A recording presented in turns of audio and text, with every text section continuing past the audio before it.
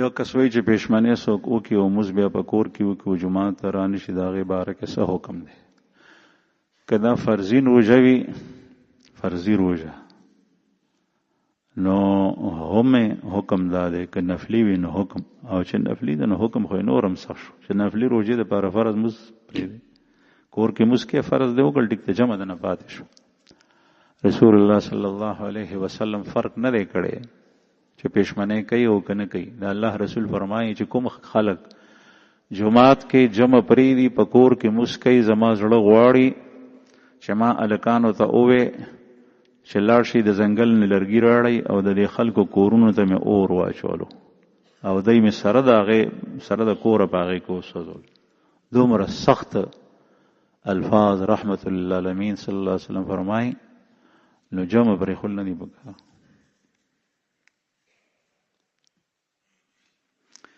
یو کس وایي چې زمونږ په جماعت کې جنازې کېږي او په جماعت کې د جنازې کولو احادیث اورلو کېږي، آیا په جماعت کې جنازه کېږي او که نه؟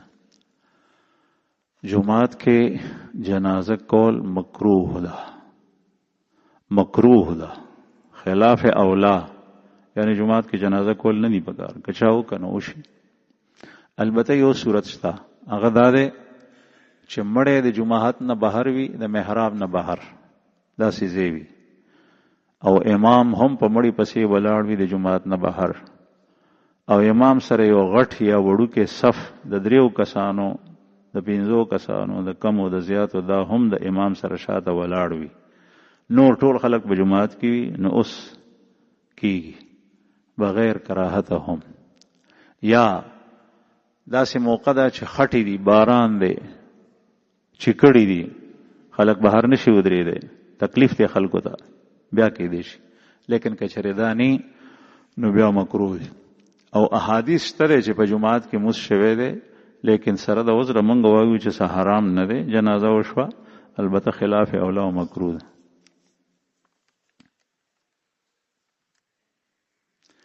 یو کس وایي چې امام سره ومه مونځ رانه شوی او سمې امام سره لاندې کو، بیا مسبوقم پاسېدم، په آخري قاعده باندې ما درود شریف هم ووایي، نو زه به سجده سهو کوم او که نه؟ تر څو پورې امام پسې پتا باندې سجده سهو نشته دی، اگر کتاب د رسول نه پس درود شریف هم ویلی په آخري قاعده کې. بل تپوس یې کړی دی چې کربوغه شریف کوم ځای کې ده؟ دلته نه چې ټل ته روان شي، د ټل نه لږه دی خوا دوابه راځي، دلته چې کوز شي نو دلته نه کربوغې ته لار تلي.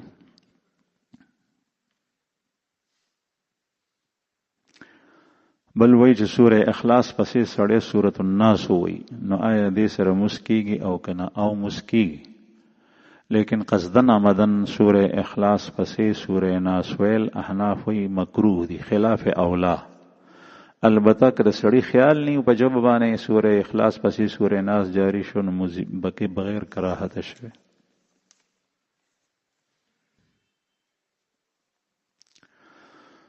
یو کس وایي چې بعضې خلک د پنجاب نه پی راړي او د پنجاب هغه پی چې کوم دی نو هغه په 160 باندې وي، او دلته د دې ځای د ښو پیو سره سمو پیو سره یو ځای کې د هغې قیمت دی 260. نو بیا دا دواړه پی چې ملاو کی مخلوط کی نو دا بیا خرڅوي په 260 باندې. داسې کار کول څنګه دي؟ دا دوکه ده او دوکه حرام ده، دا غش تے او غش حرام دے. دا اللہ رسول فرمائی من غش فلیس منا، جس نے کسی کو دھوکہ دیا تو وہ ہم میں سے نہیں ہے. یعنی زمونږ بلار نه دی، زمونږ سنت، زمونږ اوسو، زمونږ لار دا الله رسول فرمائی دا نه ده چې بل ته دوکه ورکړي.